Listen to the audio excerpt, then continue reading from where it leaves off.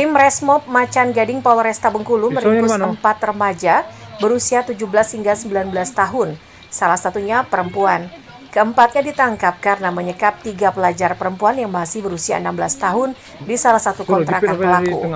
Para korban juga mendapat kekerasan fisik, diantaranya dipukul dengan tangan, batu, dan kayu, dicekik, bahkan salah satu korban juga menderita luka sayatan di leher. Kasat Reskrim Polresta Bengkulu AKP Weliwanto Malo menjelaskan, para korban dipaksa mengaku mencuri uang pelaku sebesar Rp800.000. Ponsel korban juga diambil sebagai ganti rugi uang yang hilang. Para pelaku ditangkap setelah salah satu orang tua korban melaporkan kejadian ini ke Polresta Bengkulu.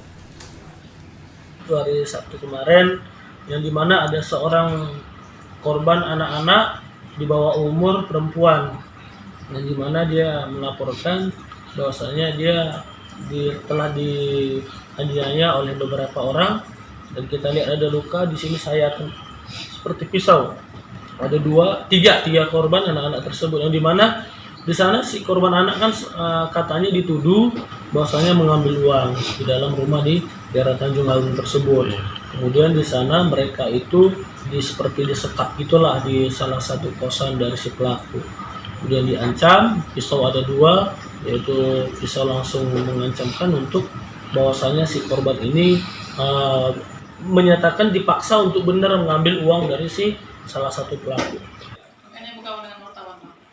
Para pelaku akan dijerat dengan pasal berlapis, diantaranya pasal penganiayaan dan kekerasan terhadap anak di bawah umur dan terancam pidana penjara maksimal 2 tahun 7 bulan dan denda paling banyak Rp72 juta. Pisaunya di mana? Tim Liputan melaporkan dari Kota Bengkulu. Seorang pria di Bengkulu Utara tega menganiaya kakak kandungnya sendiri hanya gara-gara Rumia menegur wanita selingkuhannya. Akibatnya Edo Putra, warga Desa Karanganyar 1 bersama VO, wanita selingkuhannya, harus berurusan dengan polisi. Kanit PPA Reskrim Polres Bengkulu Utara, Aibda Teguh Santoso menjelaskan, penganiayaan tersebut terjadi di rumah kontrakan 7 Warna, Kelurahan Gunung Agung, Kecamatan Kota Arga Makmur, pada Selasa 8 November lalu. Saat itu korban menegur selingkuhan Edo agar tidak lagi mengganggu rumah tangga adik kandungnya tersebut, namun tak digubris. Korban yang emosi karena adiknya hampir sebulan tak pulang menampar VO hingga terjadilah keributan antar keduanya. Namun Edo yang melihat keributan itu bukannya melerai, malah justru ikut menganiaya korban. Selingkuhan kah? Apa wanita idaman lain kah? Atau pacaran kah bang mereka udahnya bang? Ya, ini menurut keterangan 2 orang pelaku ini, keduanya ada hubungan khusus. Ada hubungan apa bang itu bang? Hubungan khususnya bang? Sama wanita idaman lain mungkin kan. Antara saudara Edo kan posisinya statusnya suami orang. Dan si baby juga statusnya masih istri orang gitu. Kalau untuk korban, kalau sekarang sudah agak baikan. Sementara pada waktu melapor itu keadaannya sakit di seluruh tubuhnya, karena pengakuan korban dia ditendang kepala berkali-kali dalam posisi terlentang di lantai gitu. Juga ada menendang perut, demikian. Korban harus mendapat perawatan karena luka cakar, memar, dan bengkak. Sementara kedua pelaku yakni Edo dan VO harus mendekam di balik jeruji besi dan terancam hukuman penjara 2 tahun 8 bulan. Tim Liputan melaporkan dari Bengkulu Utara. DP alias YN 22 tahun warga Desa Belumai 1 Kecamatan Padang Ulak Tanding Kabupaten Rejang Lebong diringkus polisi. Ia yang berprofesi sebagai penjaga kolam ikan ditangkap lantaran diduga menggelapkan pakan ikan dan uang hasil penjualan ikan yang mati di kolam tempatnya bekerja. Ulah pelaku terungkap setelah korban Rosalia yang merupakan anggota DPRD Musirawas curiga karena usaha kolam ikannya kerap merugi sejak pelaku bekerja. Saat diinterogasi, pelaku mengakui semua perbuatannya. Ia jual pakan dan ikan mati dan hasilnya diduga untuk membeli pakaian. Mereka hasil panen di kolam ikan miliknya yang dirawat oleh saudara DP di Desa Belumai 1 Kecamatan Padang Ulak Tanding. Kemudian hasil rekap tersebut ternyata kolam yang dijaga DP mengalami minus dari modal atau rugi besar. pada tanggal 25 Oktober 2022 itu juga saudara Rosali memanggil saudara Pungkasno alias Pungkas selaku pengawas kolam.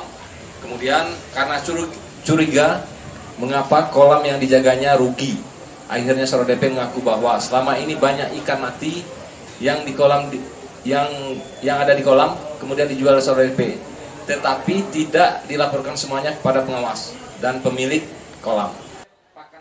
Hasil penyelidikan polisi, selain karena motif ekonomi, perbuatan tersebut juga DP lakukan karena terpengaruh bujukan teman-temannya. Nggak tahu aku. Tidak tahu. Ini hasil jual tuh beli apa kemarin? Beli celana. Beli celana. Cuman beli celana.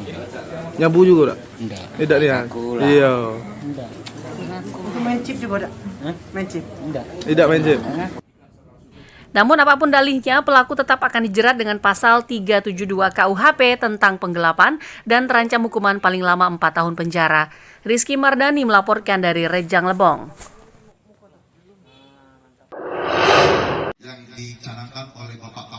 Sistem tilang elektronik atau ETLE mulai 16 November diberlakukan di Bengkulu Utara. Seperti kabupaten lainnya, penilangan akan dilakukan secara mobile atau bergerak. Petugas akan rutin berkeliling baik menggunakan sepeda motor atau mobil yang dilengkapi dengan perangkat kamera. Kapolres AKBP Andi Pramudia Wardana mengatakan ini salah satu upaya Polri untuk mengantisipasi pungli. Untuk itu pengendara sepeda motor maupun mobil diminta lebih berhati-hati dan taat aturan berlalu lintas.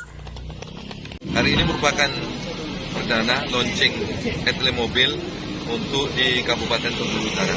Mudah-mudahan seluruh masyarakat bisa mendukung kegiatan ETLE mobil ini dan kedepannya diharapkan untuk pengguna jalan lebih tertib lagi apabila akan melanggar sehingga penuh dengan kewaspadaan memperkecil kecelakaan lalu lintas.